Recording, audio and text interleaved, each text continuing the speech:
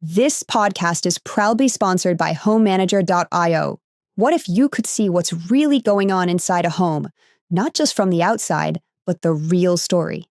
HomeManager.io is changing the game by giving homeowners and professionals access to verified interior home data. Things like maintenance history, system conditions, and even what's actually inside the home. It's not just about insurance.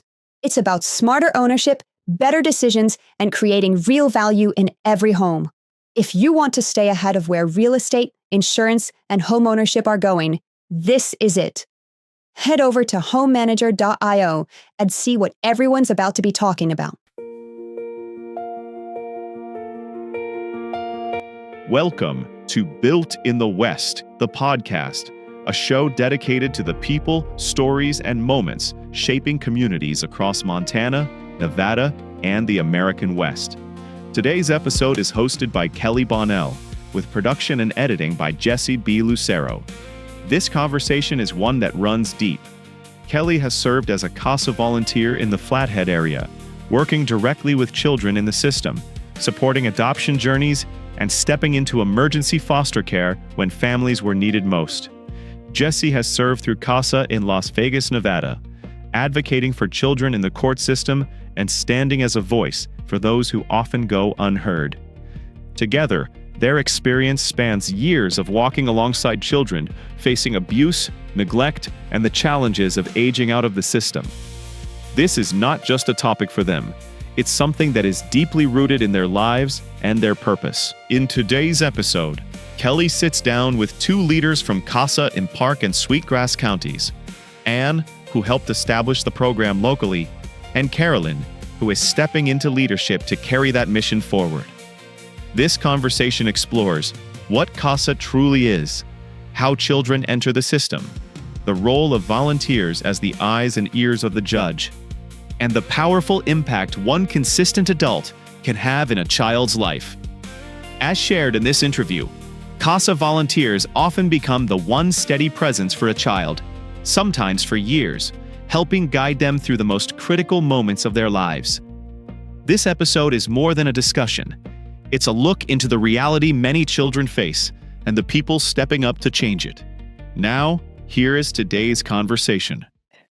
Well, to start us off today, we are here with Built in the West, and one of the things that's near and dear to my heart is, the children of our community. So today we have the pleasure of having Anne Schilling, who has been a part of this program for many, many years and kind of is the founder of bringing it to Park and Sweetgrass counties. And we have Carolyn DeTory, who is the new incoming director, and we are interviewing them for CASA of Park and Sweetgrass counties. And those of you that don't know what CASA is, you are a court-appointed special advocate.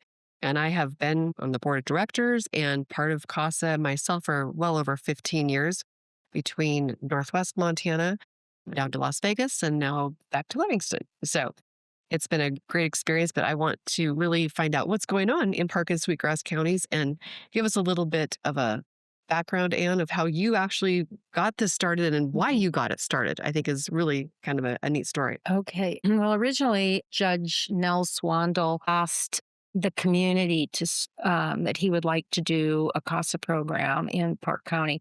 So they sent out, I don't know, some sort of a flyer, and you were all to meet. And the first meeting, I think it was in the courthouse, I believe, was, there must have been 40, 50 people came. And then they kind of explained what it was going to be. And then the next meeting, it dwindled down to about 20. And then the next meeting after that, there was maybe 8 to 10. And those of us that were that group were the original board. And then we started, first we did all the groundwork. In other words, we started the 501c3, which it takes a bit. There's a lot of paperwork for that. And then we set up the bylaws and registered with the state, do all that. So that took almost a full year, maybe a little more. So I think our dates were that We were finally granted our 501c3, I believe, in 2001. And then we started taking cases in 2002 because we didn't have any trained volunteers yet. Yeah. So my first class, there were 12 people, Oh, 12 volunteers that's that showed awesome. up. Yeah. And that Bozeman helped me with the training. Um, and so then we went forward after that and started taking. So while you're on the training thing, so do you have to be trained to become a CASA then? Yes, you do. It's a national requirement. Okay. And how many hours of training do you have to have? I think it's 30 to 40. And then you have to keep up with that through the year Okay. of so many hours. I think it's 15 or something. I'm not quite sure. Yeah, the training is 30 hours, and we do most of that in person Okay. right now. Mhm. Thankfully, we can be back all in person.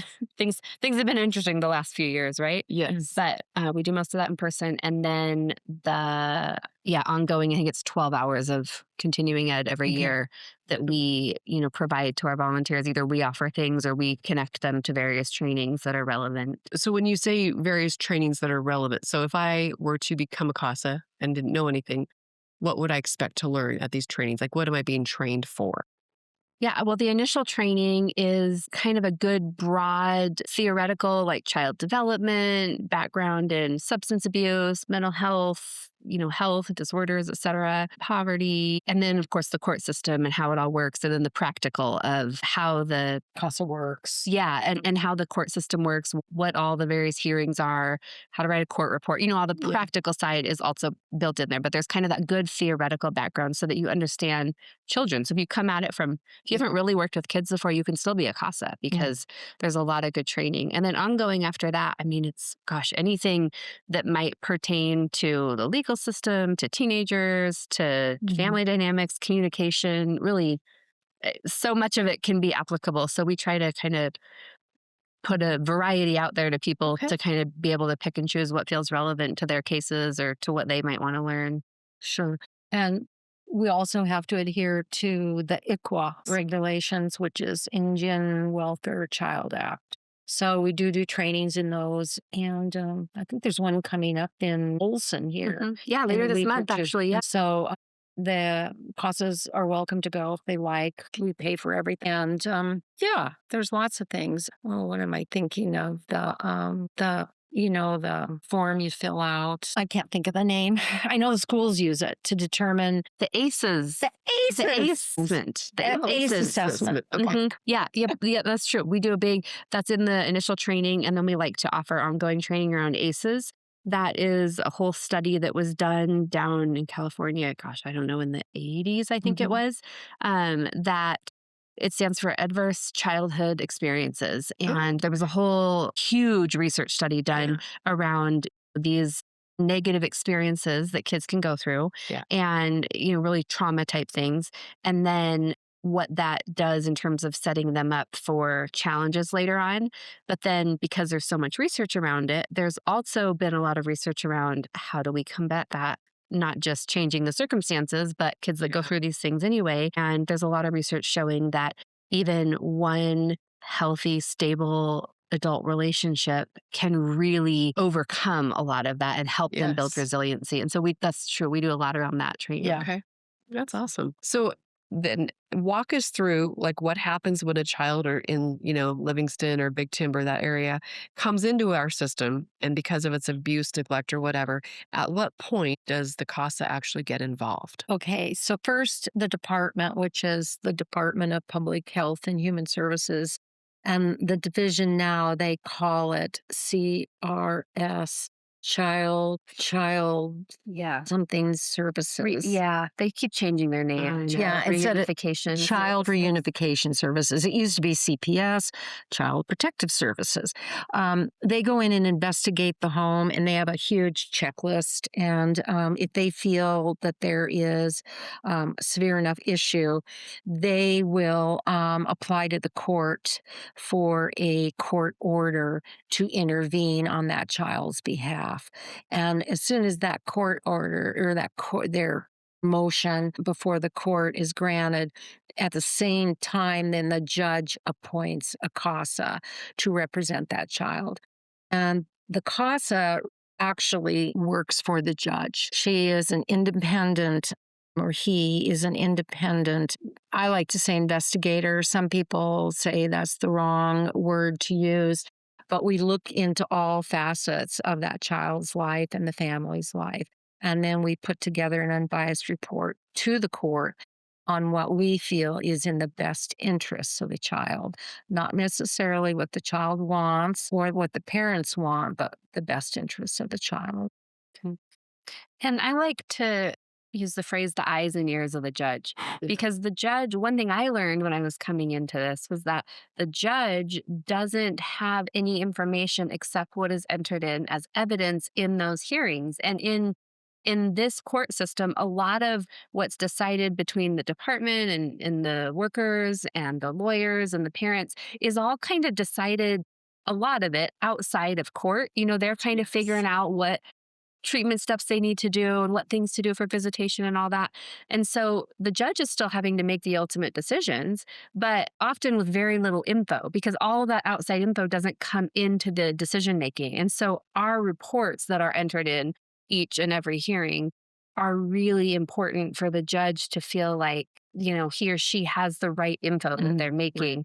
And I mean, that's how CASA started back in the 70s, was a judge felt like he was being asked to make these decisions on permanent placement for kids or parental rights, and he just felt like he didn't have enough info. And so kind of how it happened here, how Judge Swandle invited a group, that's kind of how it started back in the Seattle area in the 70s. A judge went to the community and said, are people wanting to help with this? And out of that, the whole of CASA was born. Yeah, the eyes and ears kind of too. We are. Yeah. That's awesome. So when you're appointed to a case, what are the first few things a CASA would typically do? Good. And then Anne can nod or shake her head since I'm still getting the hang of it. No, I think, the very first thing they do is they read the report that comes from the worker, that tells the information about the removal. Why was the child removed from the parents? And that has a lot of good info to kind of start. We, as staff, are always working with our volunteers. And so there's often a conversation around, hey, here, we read them as well. Hey, here's the questions that come up reading this. Here's some of the key players we see, there's a grandparent in town. That's somebody we want to talk to soon. Is that someone that they could maybe be with, et cetera? And so kind of making a plan of, okay, what are my first couple of phone calls, conversations going to be, connecting the CASA to the CPS or CRS worker to get more information, because they've often had some more information in the days that follow it. Yeah. So I think like talking to the worker, trying to get them to connect with the child, that's really important fairly early on as well. Yeah. After the first or two hearings or the first hearing, then the CASA will usually start branching out and visiting with relatives, maybe teachers, parents, employers, and that sort of thing, just to try to figure out. And usually work with the child's attorney as well? A little bit. The attorneys kind of work with each other, but we all sort of work together. Yeah. I mean, it's definitely a team effort. I know on my cases I've had, it's definitely a team effort. Yeah. And just until maybe, 8 years ago, we in the state of Montana, not every district appointed an attorney for the child. So interesting. Yeah. And so there were some that did and some that didn't. And ours was one of them that did not. Okay. And so we just started getting attorneys appointed for children around 8 years ago. Wow. And we're so far from a lot of the public defender attorneys that end up representing our kids that we don't work as much with them in our district, because they're not here, they're pretty removed. And so, it's still a work in progress. There's a couple layers that are a lot more engaged with the kids, and I think more are starting to maybe, but it's a process. Like you said, it's a newer thing in some areas still. Interesting.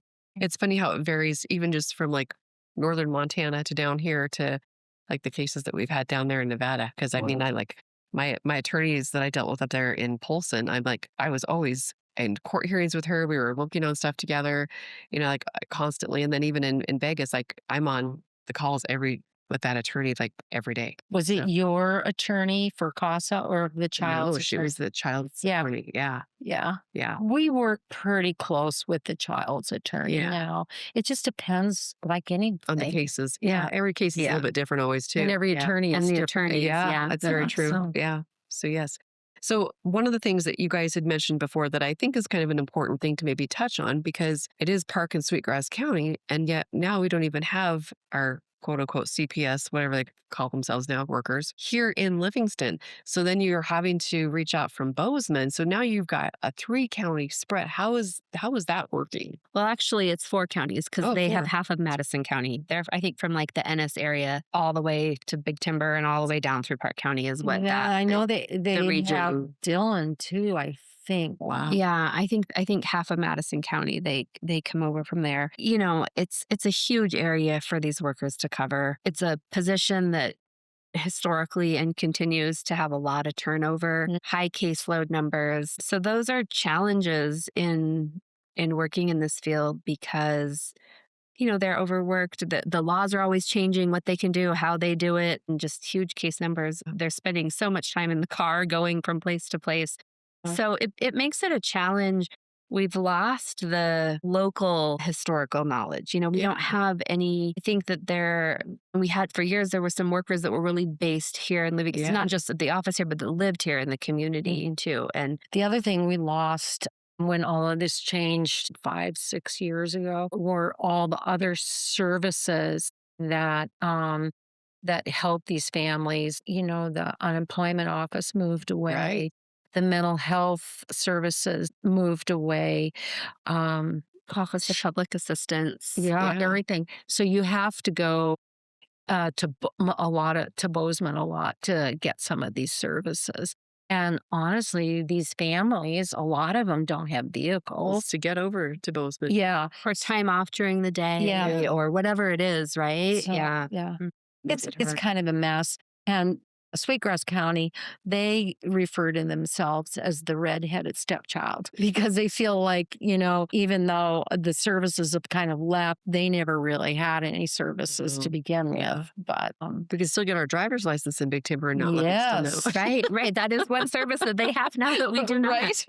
The little things, right? Yeah. So when we talk about like abuse and neglect, it's different in different communities. And of course, a lot of people see like more of the TV version of things. Like what do you feel is like your most common typical case here? Is it just, is it more drug abuse? Is it more just I would say 50-50 alcohol or drug abuse or a combination of both. okay? And then you start getting deeper into mental health issues, domestic violence. It all starts to just kind of melt together.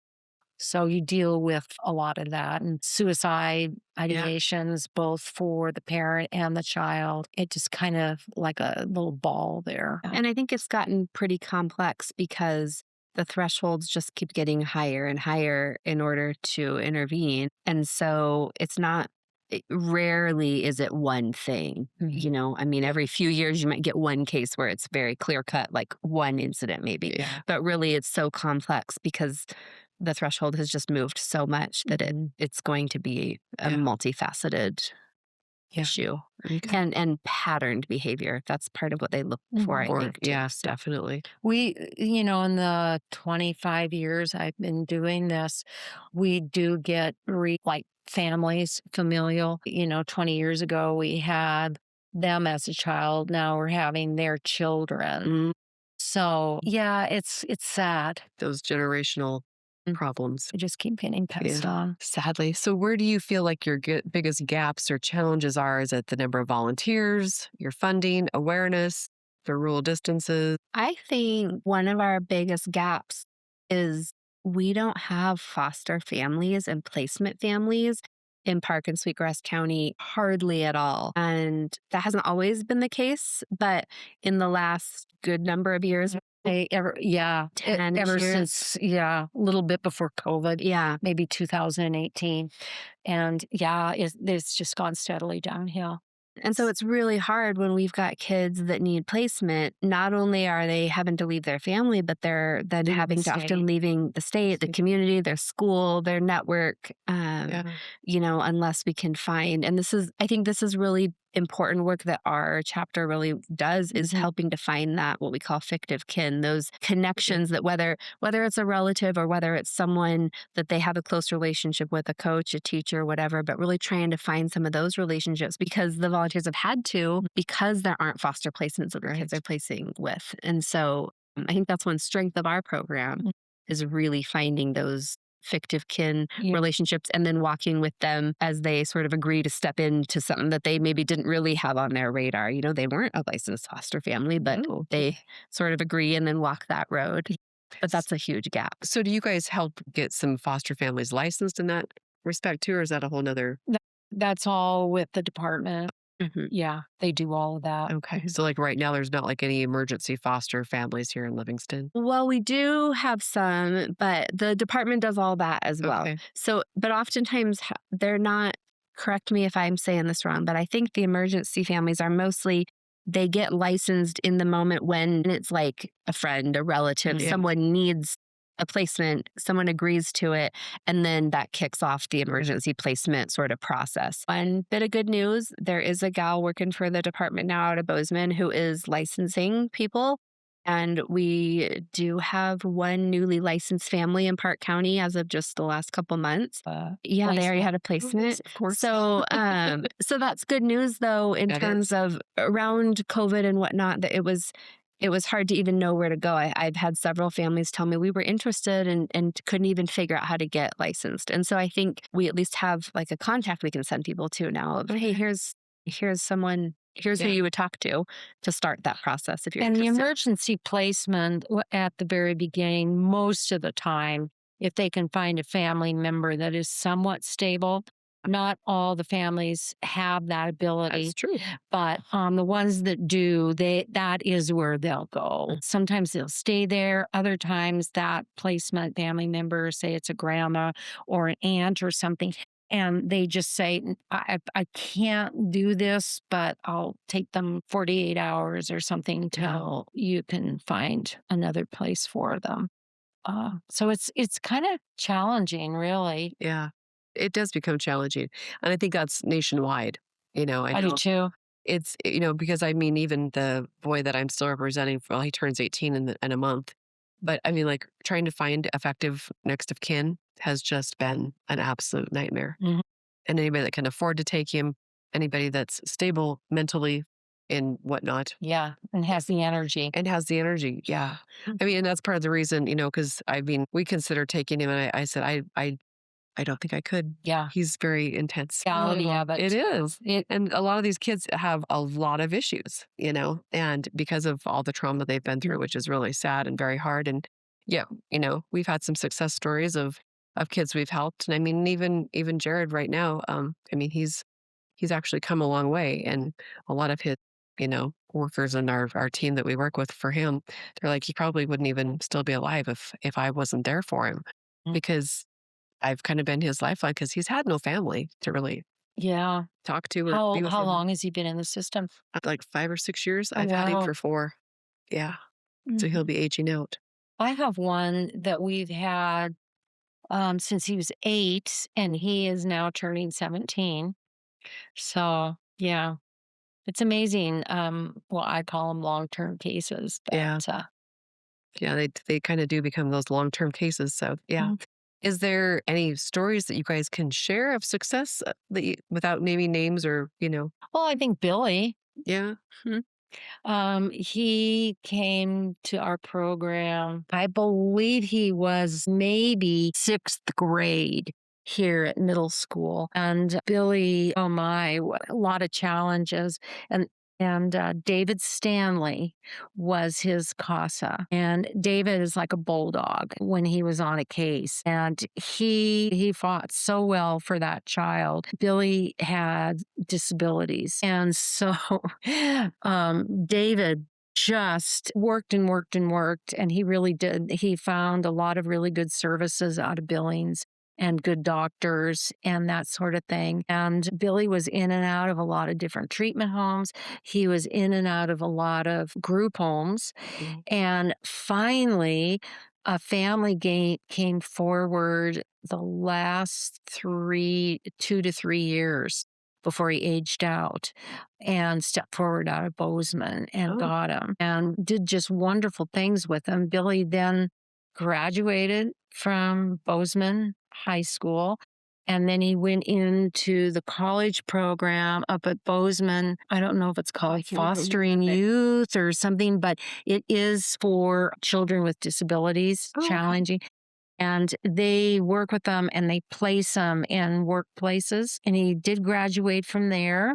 He is living in a shared apartment now and doing quite well. Another gentleman by the name of Bill Campbell is his legal guardian, so to speak. They call it something else after you become an adult. And Billy got chosen to go to representing the state of Montana to the National Olympics. Yeah, the Special Olympics. In Minnesota in June. And so Bill is going to travel with him. Oh, nice. And we're helping with that a little bit. So he's quite a success story because of where he started. He was in really bad mental shape because of the home life. And now here he is able to work and share an apartment and being involved. He'll be in Special Olympics. I think they go till they're adult. They can go till they're quite old. Yeah. Mm-hmm. And I can't remember what he is, if he's basketball or... I know. I was just thinking, I don't remember what sport. I don't think it's swimming, but maybe it is. But yeah, it's a good success story. No, that is. I mean, I love hearing that because there are so many good successful stories for these CASA kids, and just having sometimes that outside person is who they need in their lives. Mm-hmm. So yeah, definitely. I can think of a couple other ones too where the kids have not been able to reunify with the parent that they were removed from and their other biological parent in another state. The CASAs have really worked to help bridge that relationship because oftentimes that's what will happen if there's a mom or a dad in another state. They'll end up kind of getting these kids and they're sometimes not equipped, but they might say yes because they kind of feel they need to or whatever, but it doesn't always go so smoothly. And I think we've had a couple CASAs really help that process and really make those successful placements because the CASA was not just advocating for the youth, but then was helping bridge that with the bio parent that didn't know this youth hardly, and really kind of help them get to know their kid, how to parent, resources in their area even. And I think that, we've got a couple of those. And I think that those have been some big success stories as well. In our other world, not the CASA world, it's hard for us to imagine that a child doesn't know who his parent is. And one of the parents doesn't even realize they had a child. And those are the kinds that she's explaining about because you'll finally find out who the parent is. And a lot of times they are a very good placement. They had no idea that this child had ever been born. So it's kind of amazing. That is kind of neat, especially when you get them, back involved and they want the child. Yeah. That's super important. And I know we've had conversations sometimes with, in fact, even in Jared, he doesn't know who his birth father is. And of course, in his mind, he thinks the birth father doesn't want him. And we're like, that's an unfair statement because he doesn't even probably know you exist. Yeah. From what we have found out. And we don't even know how to track down this man. Yeah. So that's been kind of... None of the DNA has popped out yet. No, not yet. Oh, yeah. But no, it's crazy. So what would you guys, what would be a great thing that you guys could say that would inspire people to want to become more a part of being a CASA? Is it like super emotional? Is it hard? You get too attached to these kids? No, I think Every CASA that I've had through all these years, there's leveling degrees within the person, but every single one of them have told me that it's been a very positive, fulfilling volunteer job like they have never had before. They are empowered with a court appointment through the judge, and so you do have a lot of power. And you're able to do a lot of things. You're able to open a lot of doors and find services for these kids. And the CASAs, every single one of them has told me that they were so glad that they had done this. Yeah, I know I've enjoyed it. It does. This last case I've had, like I said, I wanted to take a little bit of a mini break with him just because it's been so intense. And they recommend that. Well, and he, has been, how many hours a week do I spend on just calls? In fact, I've got one this afternoon, because if not just time with him, for him, and then just all the meetings, just trying to, coordinate and everything with him. It's been a lot, know, and his case is not typical. In fact, the judges have said that, the caseworkers and everybody that I've dealt with have said this is not a typical case. I'm like, of course. You've probably gone through a lot of caseworkers too. Yes. Yeah. And that makes it difficult. Yes. And even a couple of attorneys we've gone through. Yeah. It's like you start all over again. You do. In fact, there was one time where I had to, kind of reel part of the team of the people in on some of ththese calls because I'm like, I'm the volunteer. Yeah. Like, you guys all get paid. I don't. No. And they kept asking me to do more and more. And I was like, no, I can't, because I know my cases in Montana were a lot lighter and, not quite as intense as what this one has been. But yeah. Yeah. And I think sometimes they ask you to do that because they know you have a court order. Yes. And the doors open quite quickly. Yes, they do. And sometimes I haven't used it to the advantage, to be able to help him or get him the things that he's needed, which has been great. Or I've been able to speak up in a court hearing and say, Judge, this is not a good placement for him. We need to get him moved, and that even, and my cases even, in Polson, that like our one judge, he would just always look over at me, and go, what do you want to do with this? And, yeah, because he knew I was doing visitations and everything with this one case. And, the mom tried to kidnap the little girl at one point, and I had to be the one to go track her down. I know. It's amazing, isn't it? The stuff that you get into as a volunteer. Yeah. But lest we scare everyone off, let's just reiterate that was a very complex case. Yeah, I get those cases. Most of our cases are not 4+ years. No, but, they're not. But we do ask. It is a big ask, though. This volunteer role is not a one-time show up. Feed someone or give away jackets or whatever. It is a big ask, and it is. I'm always amazed at our volunteers that keep coming back for it, and I think that speaks a lot of the volunteers that have taken numerous cases. They're not just falling off, going, "Oh my goodness." We try to give people a fair assessment of what we're asking of them, and then provide them with the support they need to follow through on it. And we ask for people to go through a case at least a year, but cases are around 1.5 years. Oh, yeah, I was just gonna bring that up. I was gonna say 2. Yeah. And the intensity kind of comes and goes. It's a little bit of a curve too, right? Up front, there's a lot of initial work. Oh, definitely. And then you kind of get into a placement for a bit, and it's sort of stabilizes a little bit, and then the CASA might have a little bit less intensive work to do. Yeah. And then again, if they're reunifying or if they're going into more of a permanent placement, then there's kind of more work again towards the end. Yeah. In general, right? Would you say that's kind of a I would say it's heavy ended at the Yeah. That's pretty typical. Yeah. Like I say, every case is different. And even though mine have been longer than normal, and they are, but it's still, I wouldn't have traded it for anything, because I even, they said, well, would you like to, find someone else? And I was like, no, I'm not going to leave this kid.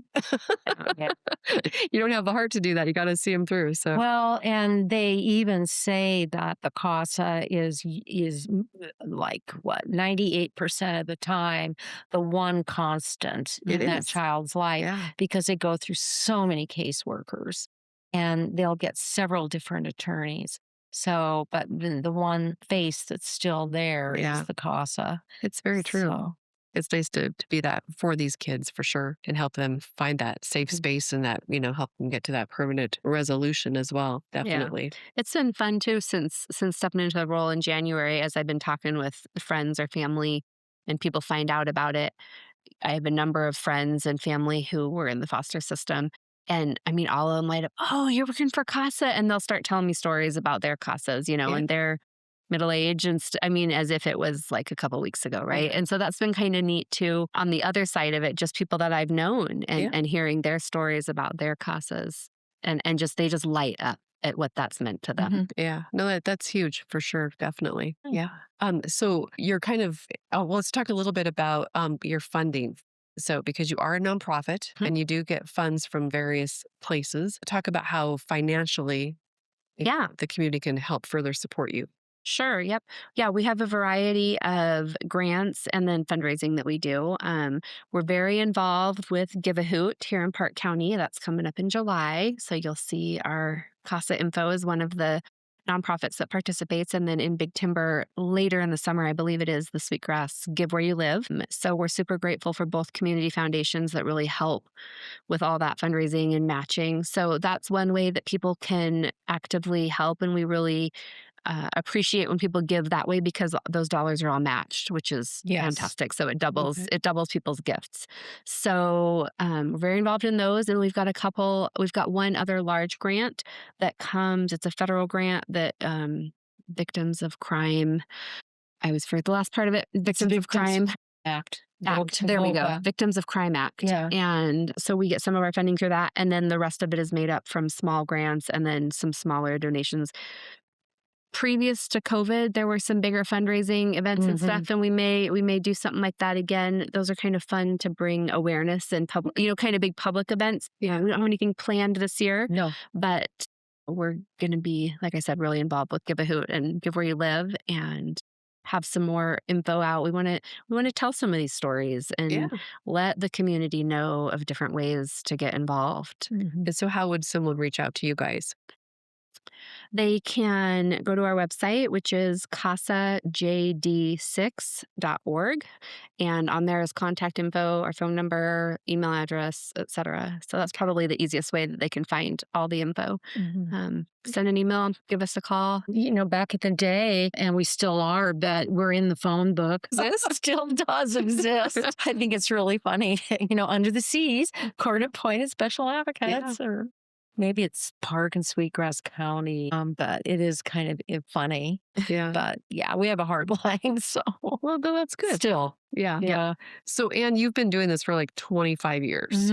And I mean, what a huge blessing you've been to our community, to the kids. Oh, well, thank you. Sure. But give us some final words. I'm going to get emotional because I appreciate all you've done. Oh, well, thank you. I think the CASA program has made me into a better person. When I first got into this, I really feel like I've grown. Acceptance of a lot of different types of people, parents, children, people I've had to work with or I do work with in the community. And it really humbles you to see what everybody is doing for these kids. And a lot. I've been humbled so many times thinking just a different perspective on people. I think we all tend to do a little profiling. And I was probably one of the worst and still am. And it's really taught me a big lesson, a really big lesson. And I've enjoyed the program and the development of the business end of it and all of that. Well, that's awesome. And what are your parting words? Like, and I know you're not completely done yet, but what's kind of like your big advice for Carolyn, taking over and filling your shoes? Gosh. Please, I'm listening. Yes.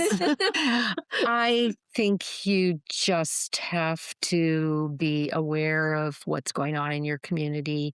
And again, being very accepting of your volunteers and getting to know them because each one of them works differently. And I have really enjoyed that. Everybody has their own little way of doing something and their own little personality. And I've really enjoyed that. I don't think there's one volunteer that I haven't enjoyed. So and they do beautiful work. Yeah, definitely. Yeah. And Carolyn, do you have any questions you want to ask or things you want to add on what your goals are for CASA with you becoming the new official director of things you want to see that we could help you with as a community? Yeah, I think it's not our direct work, but just that getting the word out about the need for foster families and then resourcing them, that our community could come around when we get foster families, that they could help these families. We also need respite care, right? These families that take in kids that have a lot of trauma and are a lot of hard work. It's hard enough to be a parent anyway. And then you open your home to kids that have extra needs and extra challenges that you maybe didn't even have on your radar.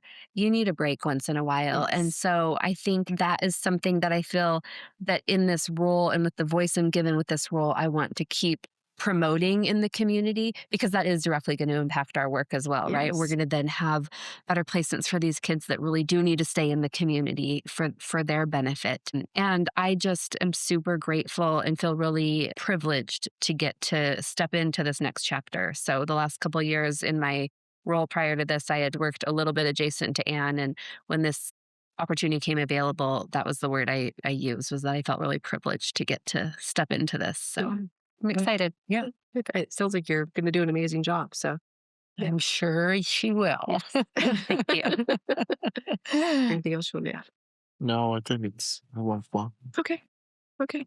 Do you guys have anything you want to add at all? I don't think so. Oh, maybe just for volunteers that are wanting to join us as volunteers, if you're interested, again, go to that website and send an email or give us a phone call and we'll talk more about it. But we try to run training twice a year. We just are wrapping up a cohort right now. They'll get sworn in by the judge this Friday.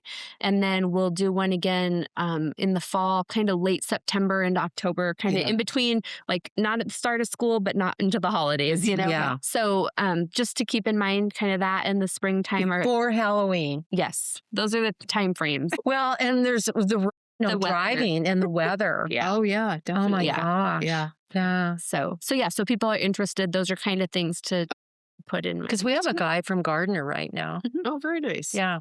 Yeah. So Yeah. it's good fun. Yeah. Well, good. Well, thank you so much Well, for thanks. coming and sharing. Like I said, this was one of Yeah. my near and dear things that I want. And Yeah. so Well, Yeah, thank you. help you guys out too, because I know there's always a need. Always. Yes. So, yes. Thank you so much. Thank you. Definitely. Out where the mountains meet the sky so wide, where dust and dreams still ride side by side, where builders rise before the dawn and leaders stand when hope feels gone. From ranch roads to the city lights, from oil rigs to startup nights, there's a spirit here you can't outguess, the kind of grit that's built the West. This is built in the West, where the bold invest, where the dreamers ride and the thinkers test, where opportunity knocks and the fearless say yes. The builders, the thinkers, the leaders of the West. Some build empires out of steel and stone. Some build ideas the world has never known. Some build businesses from the ground with nothing but a vision and a stubborn sound. They risk, they rise, they learn, they fall, then saddle back up and answer the call, because the frontier never left our chest. It's alive in the heart that's built in the West. This is built in the West, where the bold invest, where the dreamers ride and the thinkers test, where opportunity knocks and the fearless say yes. The builders, the thinkers, the leaders of the West. It's the rancher, the founder, the risk taker too, the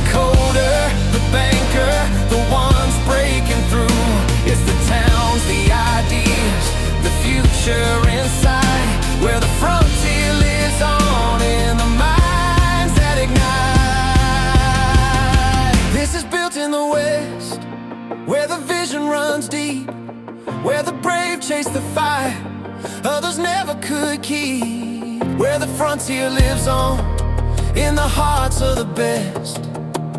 The builders, the thinkers, the leaders.